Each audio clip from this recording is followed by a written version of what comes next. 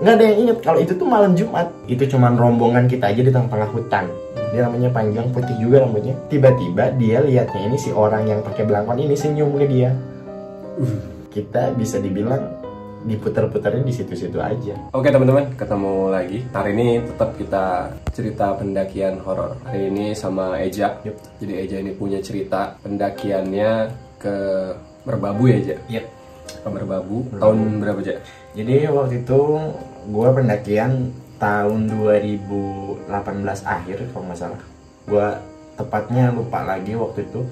Cuman yang jelas itu tahun 2018 akhir. Dan kebetulan waktu itu juga pas musim hujan juga. Merbabu via Selo ke Boyolali. Apa yang lo alamin? Kisi-kisinya aja.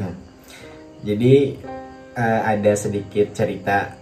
Jadi kita para pendaki itu ngalamin turun pendakian itu lebih lama gitu dibanding pas pendakinya gitu.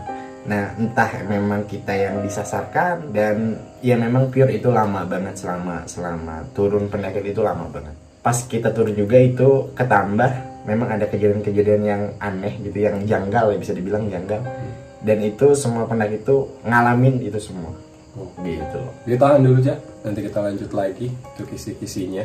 Sebelumnya jangan lupa tonton Back to Nature karena udah ada 4 season. Yang kangen, makasih. Yang nggak kangen ya udah nggak apa-apa. Ya udah kangen buat itu perjalanan ke alam-alam sekitar kita. Oke, langsung aja ya kita ke ceritanya. Silakan ya. Cerita pendakian ke Merbabu, gue sama teman gue ini bertujuh berangkat dari Bogor itu hari Selasa.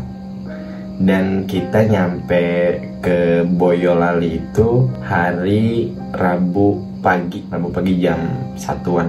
Kita langsung ke base camp karena dijemput juga dari stasiun. Hanya kita untuk memutuskan sejenak istirahat dan kita mulai trekking itu pagi harinya jam 8. Nah singkat cerita, paginya ini kita mulai trek nih. Paginya ini, nah kita mulai trek dari jam 8 pagi waktu itu. Sorry, berapa orang? Nah kita mendaki itu 7 orang dan itu semuanya laki-laki, nggak ada perempuan. Selama perjalanan itu kita have fun aja karena memang kita niatnya buat ya ini mah sebatas hiburan aja gitu. Sesampainya kita di pos 1 itu kita memutuskan untuk istirahat dulu, break dulu, ngopi santai dulu karena menuju puncak itu kita ada 5 pos gitu loh. Nah setiap pos itu kita anjurkan untuk istirahat aja gitu loh.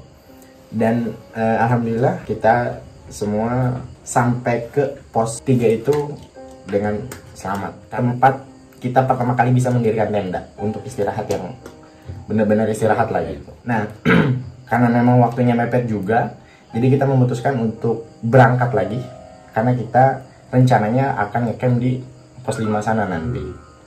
Hanya kita trek lanjut lagi itu kurang lebih pukul 2 siang kalau nggak salah. Cerita mulai uniknya ini dari mulai pos 4 menuju pos 5 gitu.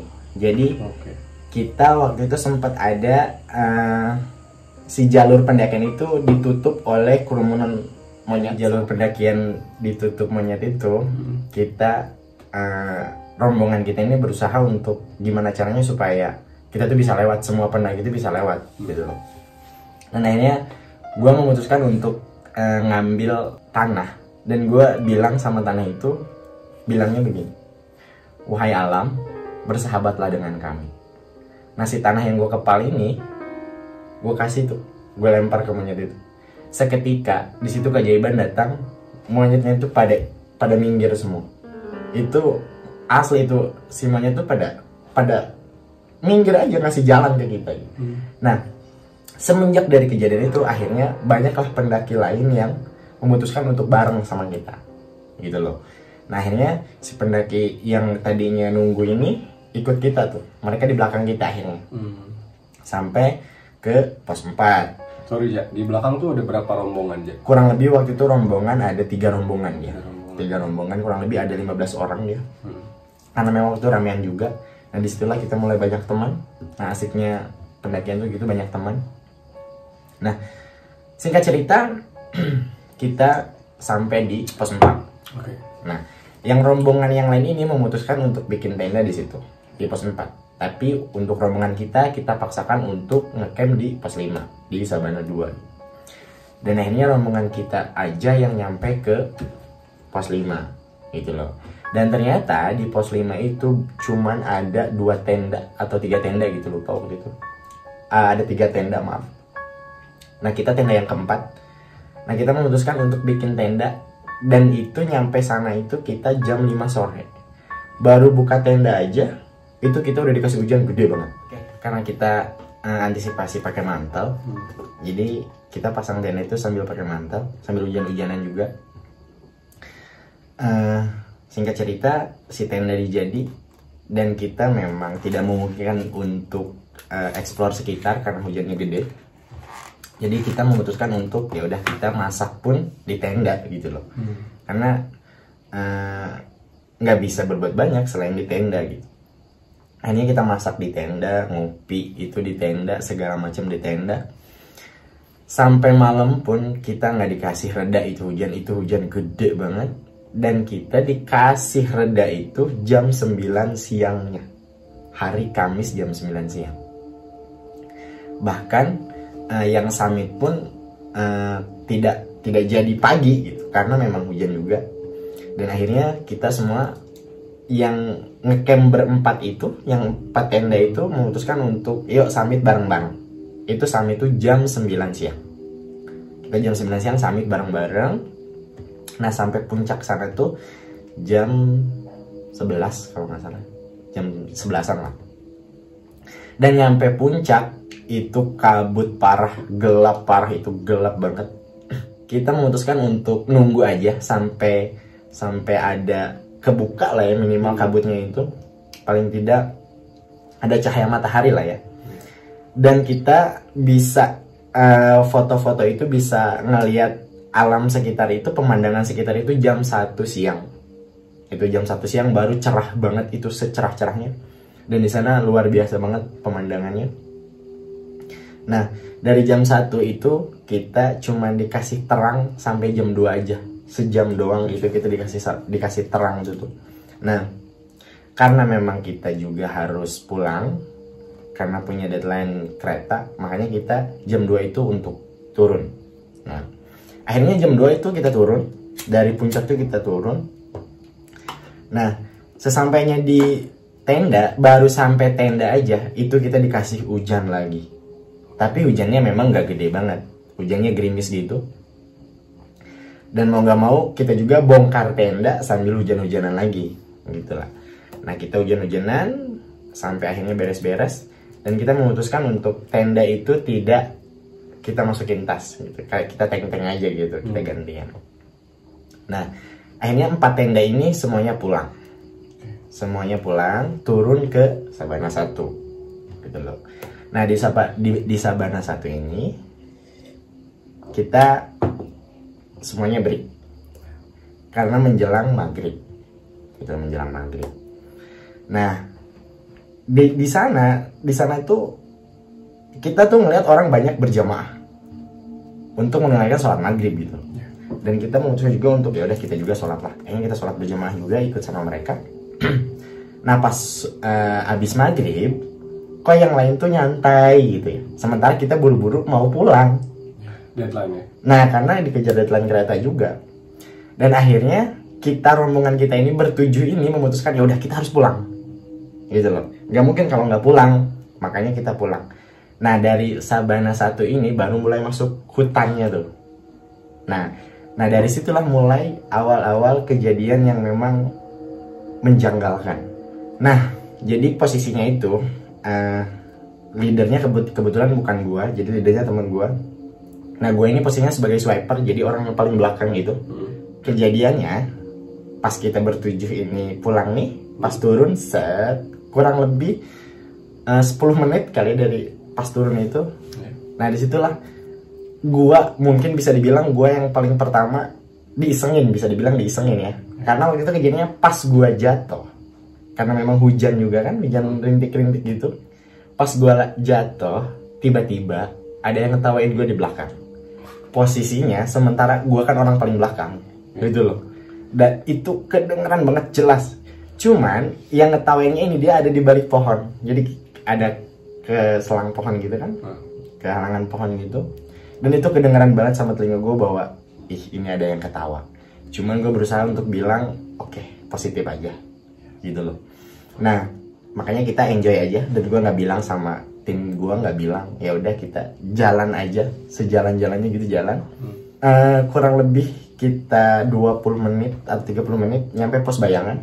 Nah kita di pos bayangan itu sempet break juga, bahwa kita sebisa mungkin jangan istirahat gitu. Makanya ayo langsung aja sampai base camp gitu. Semua kompak dong, semua kompak untuk oke, sampai base camp, jangan istirahat. Kita mulai jalan lagi tuh dari pos bayangan itu, kita mulai jalan lagi. Di tengah-tengah perjalanan, tanpa dugaan kita, tiba-tiba salah satu dari pendaki kita itu ada yang bilang bahwa, loh kok tas gue berat banget gitu loh. Padahal setahu kita, tas yang dia bawa tuh isinya cuma matras sama pakaian bekas dia doang, sama sleeping bag deh. Ya logisnya, ya kalaupun basah sleeping bag itu nggak akan berat dong, gitu kan. Nah kita semua tuh yang berenam sisanya ini tuh langsung ngeh gitu bahwa wah ada yang nggak beres nih kayaknya, gitu kan. Nah kita semaksimal mungkin mengusahakan bahwa yuk bisa, jangan istirahat, yuk paksain sampai kita tuh ke yang bilang tas ini berat tuh ya udah gantian aja tasnya gitu. Sini gua bawa. Posisinya karena gua swiper, ya udah tas sama gua gitu kan. Akhirnya gua bawa 2 tas, orang paling belakang. Nah semenjak dia bilang gitu, itu entah kenapa feeling gue tuh di belakang tuh ada orang juga. Padahal posisinya gue ini orang paling belakang. Nah ya walaupun memang kita jalannya turun, tapi kadang-kadang mata gue ini kadang-kadang nakal. Maksudnya nakal tuh suka lirik-lirik gitu loh. Ternyata aman gitu. Tapi feelingnya bukan di samping, feelingnya di belakang. Jadi sewaktu-waktu ketika ada belokan gitu, pasti gue nengok gitu ke belakang, ngeliat gitu. Ternyata emang gak ada apa-apa. Itu cuma perasaan aja mungkin ya. Halusinasi aja. Nah sampai-sampai dia yang gak bawa tas ini minta istirahat. Dan ngeluhnya badan gue berat. Wah ini udah bener-bener gak beres nih. Dan akhirnya kita berenam ini sisanya gimana caranya supaya dia paling tidak nyampe pos aja. Paling tidak nyampe pos 1 aja ya. Dan akhirnya dia bilang ini gak kuat. Dia bilang itu dia nggak kuat, ini harus istirahat. Ya sudah, kita semuanya berenam ini sepakat bahwa ini harus istirahat. Kebetulan kita duduk ada batu. Nah si teman gue ini yang bisa dibilang sakit mungkin ya, duduklah di batu itu. Dengan posisi dia tuh dikelilingin sama kita berenam gitu loh. Dan akhirnya dia minta minum, kita kasih minum gitu kan. Nah kita yang berenam ini memutuskan untuk ya udahlah sebat dulu aja, kasihan dia capek mungkin kan. Nah ketika sebat ya biasalah kalau perokok itu kan biar enak perokok minum dulu gitu ya. Nah ketika minum, jadi posisinya tuh dia ada di depan gue, yang megang botol air minum tuh di depan gue teh, gitu kan. Dia di depan gue nih. Gue minta dong ke dia, minta minum dong, gitu kan. Akhirnya dia lempar kan. Nah pas dia ngelempar aquanya itu, gue ngeliat bukan ke aquanya malah. Yang gue lihat itu yang di belakang dia, gitu loh. Nah jadi pas dia ngelempar aqua itu, tiba-tiba di belakang tuh ada sosok yang memang dia putih gitu, putih, cuman dia nggak kelihatan. Pokoknya gue ngeliatnya putih aja gitu. Otomatis ketika gue ngeliat itu, si aqua yang dilempar tadi nggak ketangkap dong sama gue, gitu kan, karena memang gue fokusnya bukan sama aquanya gitu, gue fokusnya sama orang yang di belakangnya. Nah dari situ, wah jangan-jangan kan, feeling di situ udah mulai nggak beres tuh. Akhirnya gue minum dulu, coba tenang, coba tenang dulu. Akhirnya gue minum, sebat, kita tetap so asik sebetulnya, semuanya panik sebetulnya. Abis sebat kita nanya, udah aman kata dia gitu kan. Ya udah lanjut. Nah kita berangkat. Nah dari situlah mulai banyak yang kita alamin kejanggalan. Semenjak dari dia minta istirahat, nah tetap posisinya gue masih sebagai swiper, masih orang paling belakang. Di situ memang itu udah nggak karuan rasanya. Dan bener aja ketika gue jalan itu gue asli mata tuh nggak bisa apa ya, bisa dibilang nggak bisa tenang. Godaannya tuh pengen ngeliat ke belakang aja gitu. Tapi itu gue ikutin. Ketika gue pengen lihat belakang aman, lihat ke belakang aman.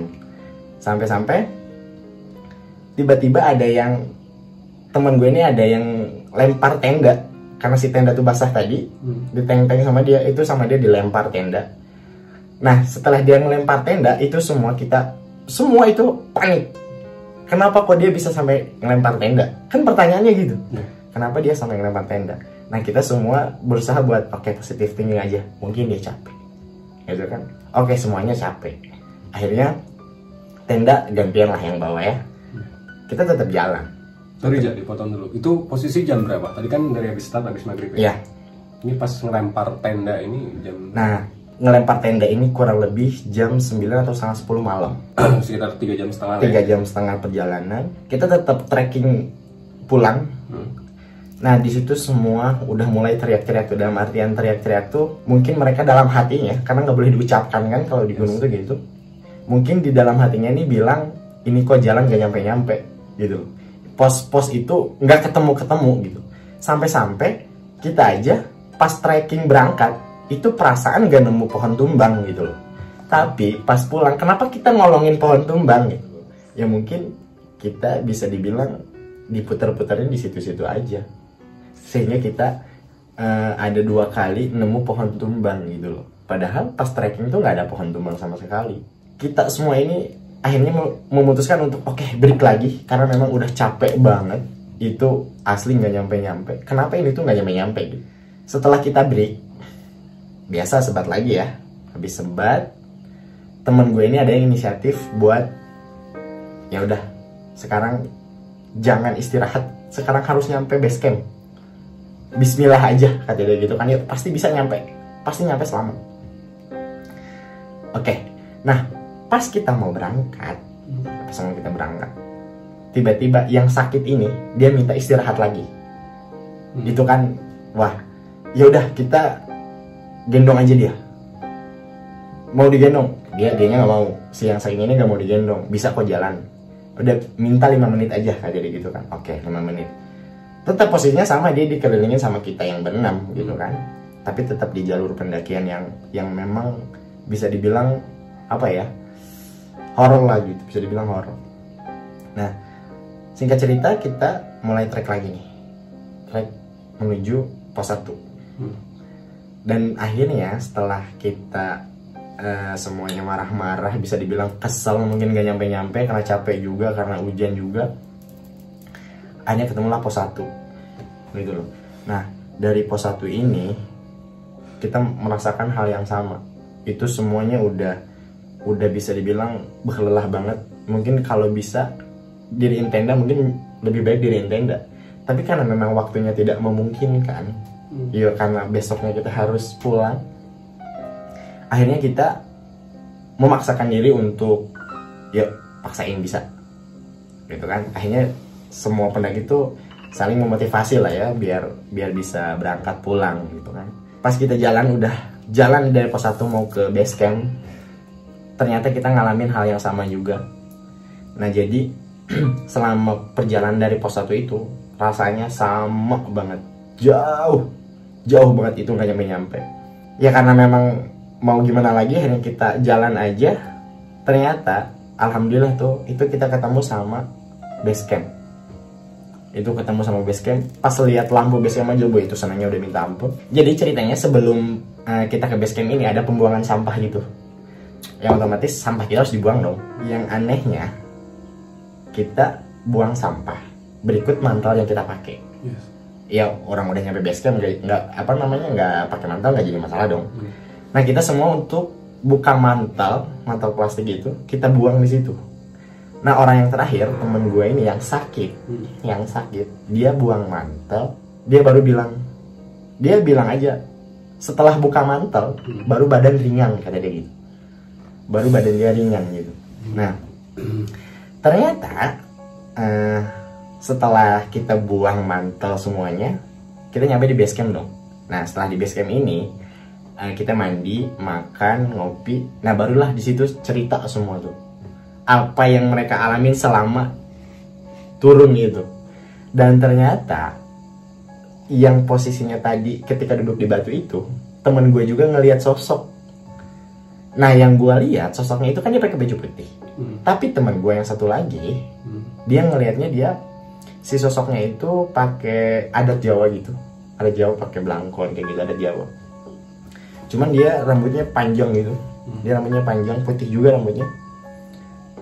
Tiba-tiba dia lihatnya ini si orang yang pakai belangkon ini senyum ke dia.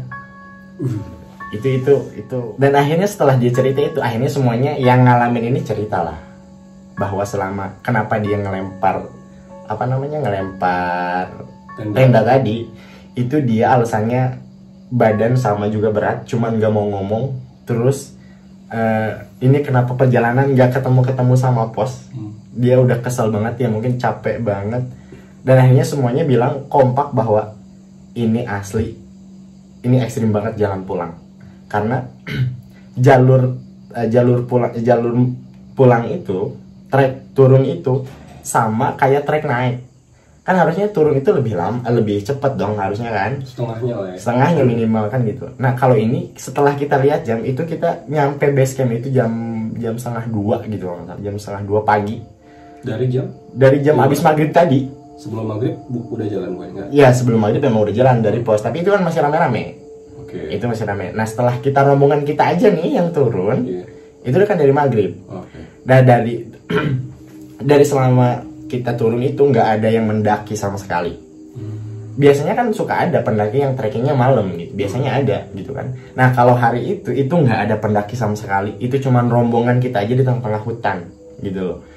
Nah sampai di base camp tadi, kita semuanya cerita bahwa asli ya, ini tuh perjalanan nggak nyampe katanya gitu. Dan bener aja, setelah kita nyampe di base camp itu nggak ada rombongan lain yang turun sampai subuh.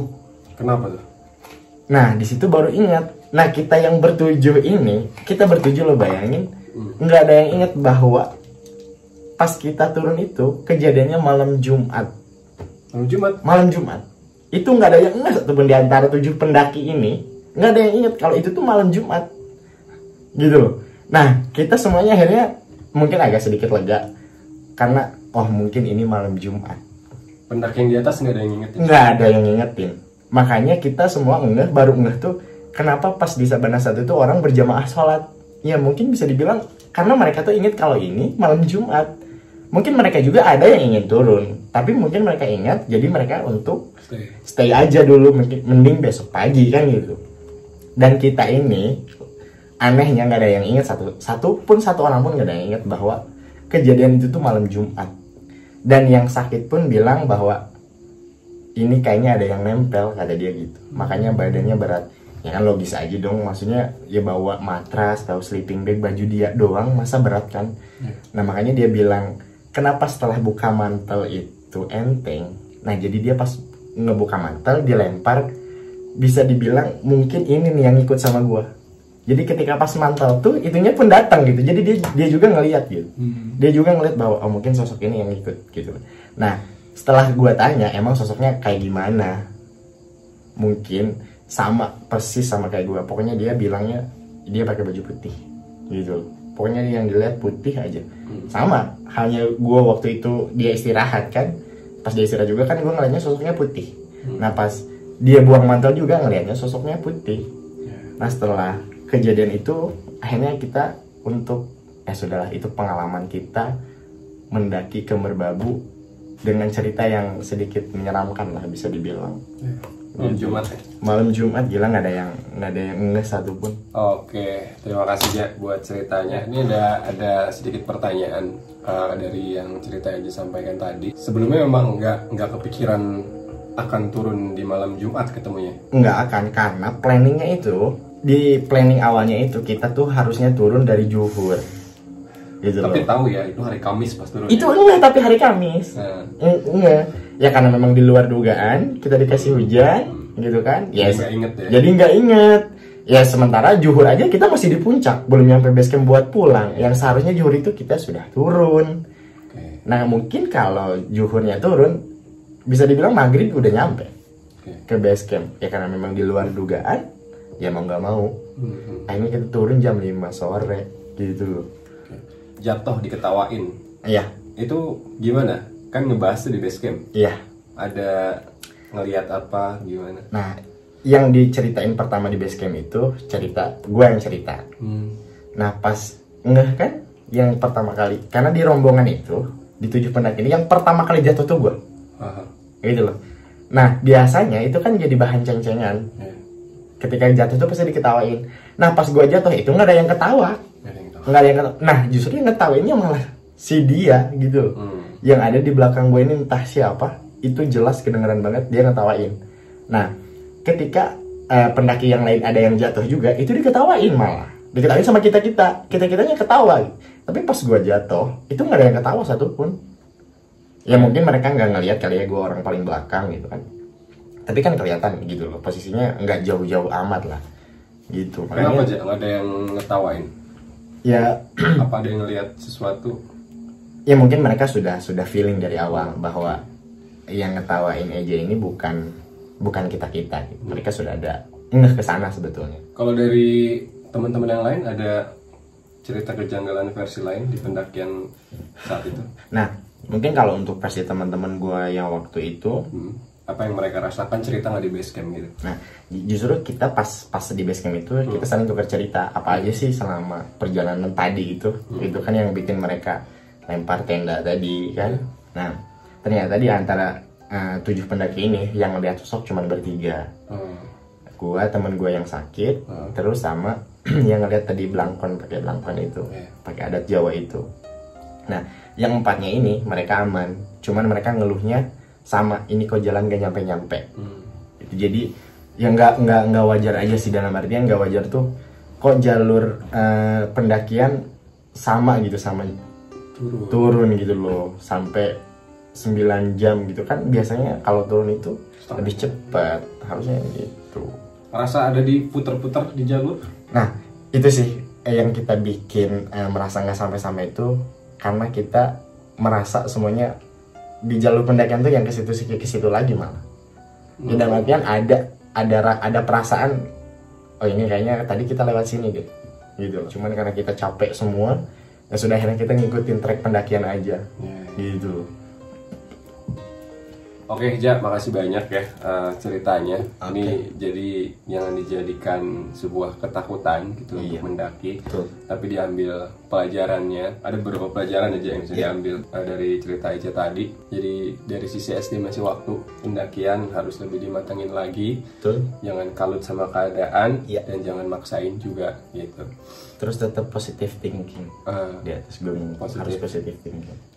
Positive thinking ya, bukan positif yang lain. Di pendakian dimanapun, kalau masih sempat beribadah ya, beribadahlah, karena itu yang menyelamatkan kita. Betul, sama doa. Betul banget. Sekian dulu cerita hari ini, mudah-mudahan menjadi manfaat untuk kita semuanya. Amin. Sampai ketemu di video selanjutnya. I'll be back to you, bukan back to nature. Ciao.